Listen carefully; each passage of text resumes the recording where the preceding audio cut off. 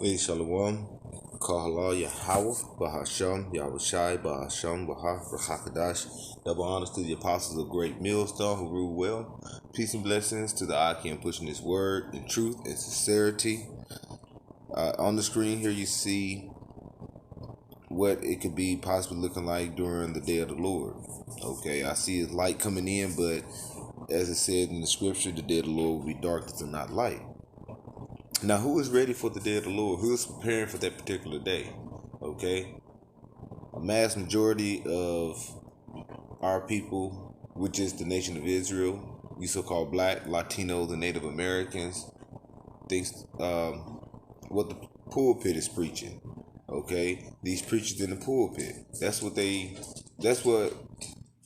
nation of Israel have heard a lot of, and they feel like that prosperity, like when the day of the Lord come, it's gonna be all sunshine. It's gonna be white robes, and I mean constant for everybody on the earth, which is simply so far from the truth. All right. Now, when you go into the actual day of the Lord, right?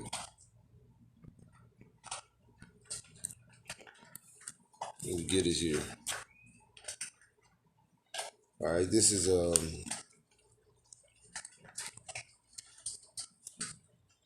yeah. I'm gonna do Amos here.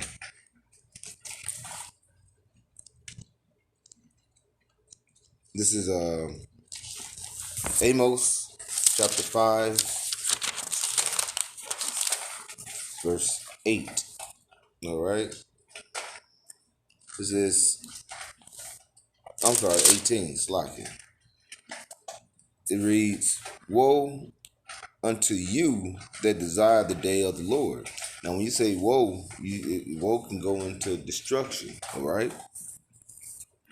So it's destruction unto you who desire the day of the Lord. Now, this talking about everybody, but you got to know, you got to think. The Lord said His elect will be delivered. Okay. So before that destruction hit, it will be a group that's going to be delivered. All right, 1/3 of Israel. Okay, 144,000. This is going to be this is going to happen. Like I say, around the time of the day of the Lord, because you got to think where it says the day of the Lord is going to be darker than the light. And we're going to get there. Once again, it says, "Woe unto you that desire the day of the Lord." To what end is it for you? Okay, so what ends for you? So what manner of man you gonna be at the day of the Lord? So what is it to you?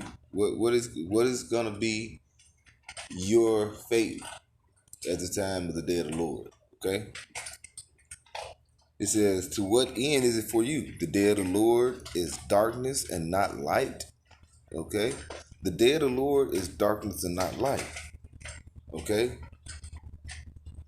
it's gonna be the it's gonna be blacking out through the sun, and the moon is gonna be darkened through what? You got to think the thermonuclear destruction is gonna happen. All right, and the day of the Lord is gonna come about like a thief in the night. That's why it says like a thief in the night, because it's gonna be dark, and the day of the Lord is gonna be darkness and not light. All right. So it said, "As if a man did flee from a lion and a bear met him, or went into a house and leaned his hand on the wall and a serpent bit him. Shall not the day of the Lord be darkness and not light, even very dark and no brightness in it?" So it's not going to be no brightness in it. It's going to be very dark. Wherever you go, it's going to be trouble. That's why I said in verse 15, "As if a man did flee from a lion and a bear met him." Wherever you go, it's going to be turmoil, trouble. It's going to be issues. Okay, so that don't sound like a lot of that lollipops and giggling. You know what I'm saying? You're gonna not gonna be being merry and in mirth in that day. The Lord is a terrible like power. I'll shot you. Okay, terrible demon like powers. That is what the world is gonna see if you're not gonna be delivered. You know what I'm saying? In those days, that's why what was the Edris say, woe is me, woe is me. Who is going to deliver me in those days? Divine intervention got to happen. And that divine intervention is through who? Yahweh Shem Yahushua. All right? Okay, so that's what's going to happen. This is what's going to come through. Now, as I kept mentioning, who's going to be delivered? Let's go ahead and go to Philippians 1. I'm going to start at verse 1. This says, Paul and Timotheus, the servant of Yahushua Mashiach, to all the saints, okay, to all the saints in Mashiach Yahushua, and that is who the world ignorantly calls Jesus Christ. His true biblical name is Yahushua, all right? And it says, which are at Philippi, okay? And if I'm not mistaken, that's when Paul was preaching in Philippi. At the time he wrote the letter to Philippians, he was in prison. Okay, I think Philippi is like the west part around the Macedonia, west of Macedonia. All right, so it says, verse 2, grace be unto you and peace from Yahweh our Father and from the Lord Yahweh Mashiach. Grace be unto who? Go back up to what? Verse 1, it says, to all the saints. So he's speaking to the saints. He's not talking to the Edomites that's in Rome. He's not talking to, you know what I'm saying, these other nations. Who is he talking to? The nation of Israel, and mainly the saints, okay? All right, it says, grace unto you and peace from our Father, Yahweh our Father, and from our Lord Yahweh Mashiach. I thank my power upon every remembrance of you, always in every prayer of mine for you all, making requests with joy for your fellowship in the gospel from the first day until now. Okay, so he's giving give honor through Yahweh Shem Yahushua, through that glory, because the men that are doing the work, okay, who keeping that like you said, you remembering Yahweh Shem Yahushua, so your memories, the remembrance of you is being acknowledged. You know what I'm saying? All right, so verse 5, it says, for your fellowship in the gospel from the first day until now. Okay? So it says, verse 6, being confident of this very thing, that he which has begun a good work in you will perform it until the day of Yahweh Mashiach. So from then until even to now, okay, the Lord, like I said, the Lord is putting that good work in you. You basically being faithful and true, okay. Because wisdom and knowledge, stability is the wisdom, and knowledge is the stability of our time, okay, and the strength of our salvation. And who is doing that, okay? GMS, who's pushing 100% doctrine, okay, through the spirit of Yahweh Shem Yahushua. We ain't trying to do it for filthy lucre's sake. We're doing it for deliverance of being delivered from that second death, right? So it says, being confident of this very thing, that he which has begun a good work in you will perform until the day of Yahweh Mashiach. So these are the men, okay, the saints, okay. That's why up in verse 2 it said, grace be unto you and peace, okay. That peace is going to be, the Lord said his men is going to eat, okay, during the time of Jacob's trouble, that you can read about in Jeremiah 30:7. He said Israel be saved out of it, like you say, mainly the elect. But like you said, the day of the Lord is going to be darkness and not light. But whoever perform that good work until the day of Yahweh Mashiach, okay, is going to be delivered.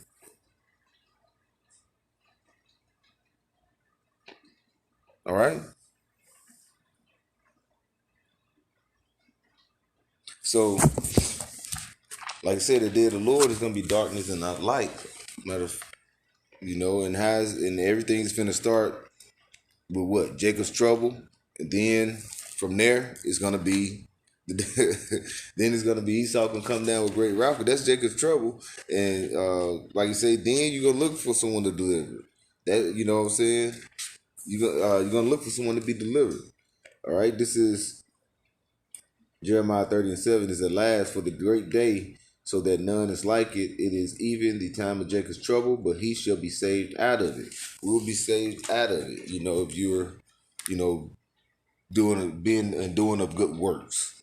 All right. Now, if you go into in Acts, okay, and I've been kind of jumping around from Old to New Testament.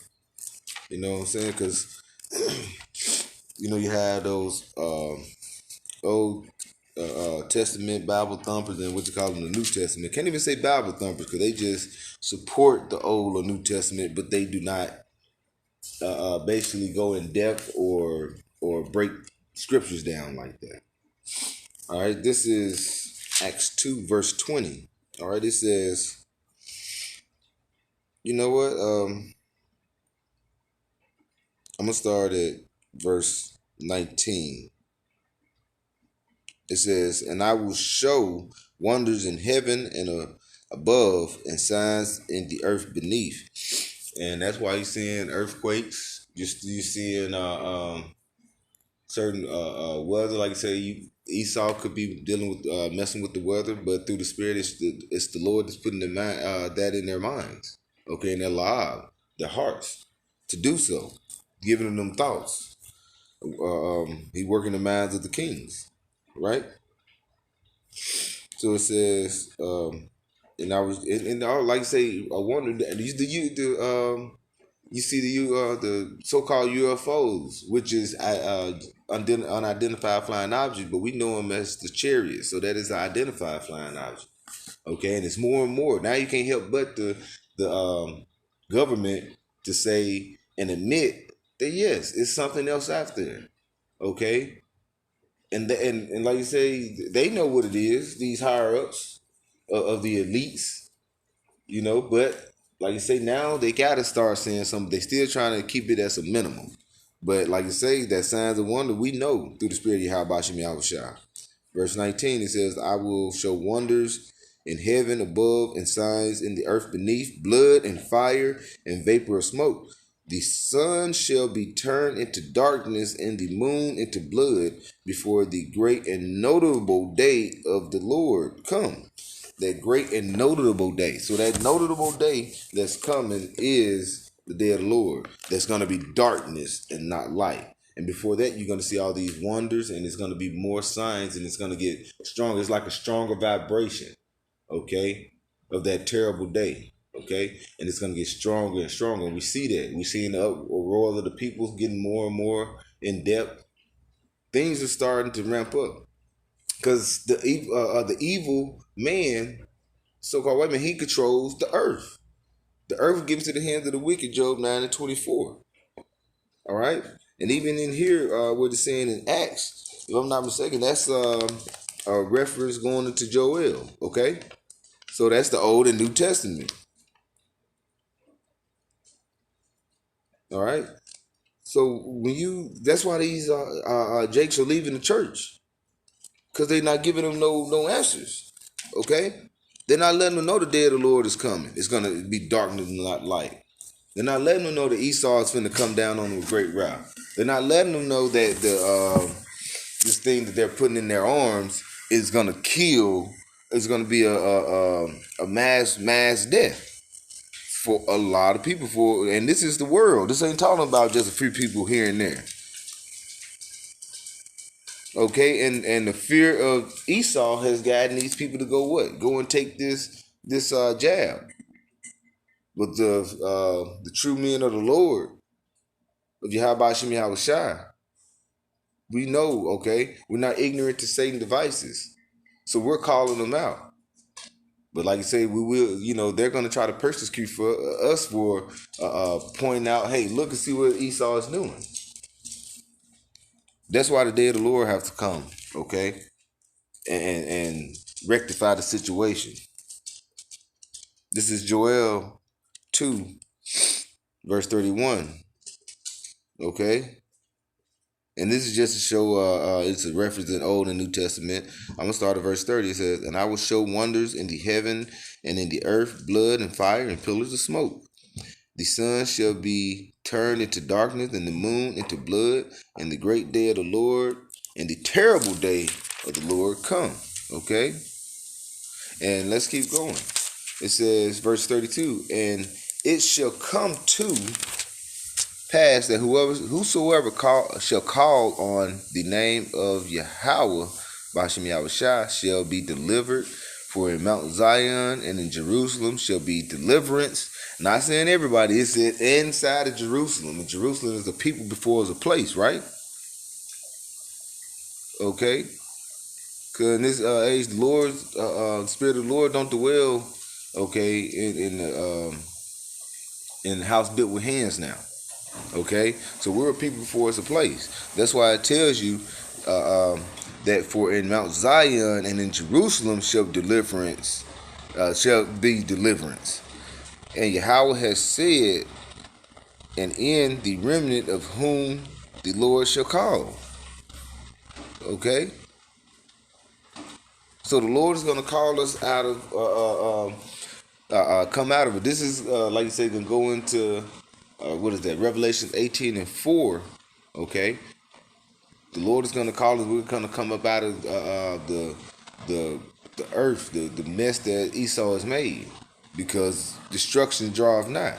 Verse 3, Joel 3:3, it says, "For behold, in those days and in that time, when I shall bring again the captivity of Judah and Jerusalem."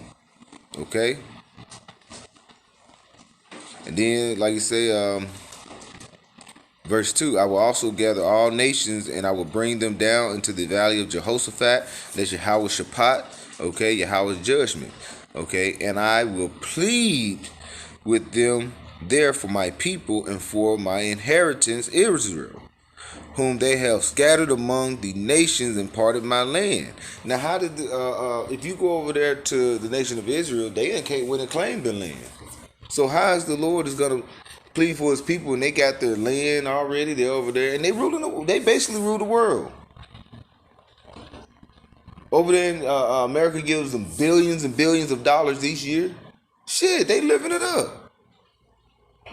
So how are they the true nation of Israel when we in the earth gives the hands of the wicked, and it's been turned upside down from everything that's being called bad is good, and everything is good to being called bad.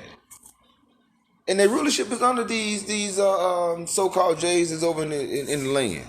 So it's not talking about them. He's going to plead for the nation of Israel, you so-called black, Latinos, and Native Americans. Okay? And the world needs a new management because this man has confused everything. He have caused a lot of turmoil with Israel. He have taken our men out the homes. He have turned our young boys to harlots. You know what I'm saying? This man have basically turned our little girls into whores before they're even 10, 12 years old, because they looking at all this BS that's on TV. You know what? This is verse 3. I'm sorry. Yeah. This is Joel 3:3. It says, "And they have cast lots for my people, and have given a boy for an harlot, and sold girl for wine, that they might drink." So who did that? We came. The Southern Kingdom came over on cargo slave ships over to this land, and that's what they did. They went on buck breaking the mail, raping our women, and now you want to get this nigga a pass. And when I say nigga, I'm talking about the so-called white man. So if you're gonna being that spirit, you're gonna be caught in that terrible day. All right. But like it says in Philippians, you know what I'm saying? If you're doing that good work, you will perform it until the day of Yahweh Shah Mashiach, that deliverance can come upon you. All right. And you gotta have that faith, because faith is what? Faith is what? Things that are hoped for and things that are not seen. And this is something that we hope for. So we're gonna keep doing the work. You know, Lord willing, this will edify. I'd like to give all praises to Yahweh, Bahasham, Yahweh Shai, Bahasham, Waha, Rachakadash. The bonus to the apostles, the great millstone. Peace and blessings to you, Akim, pushing this word in truth and sincerity. Shalom.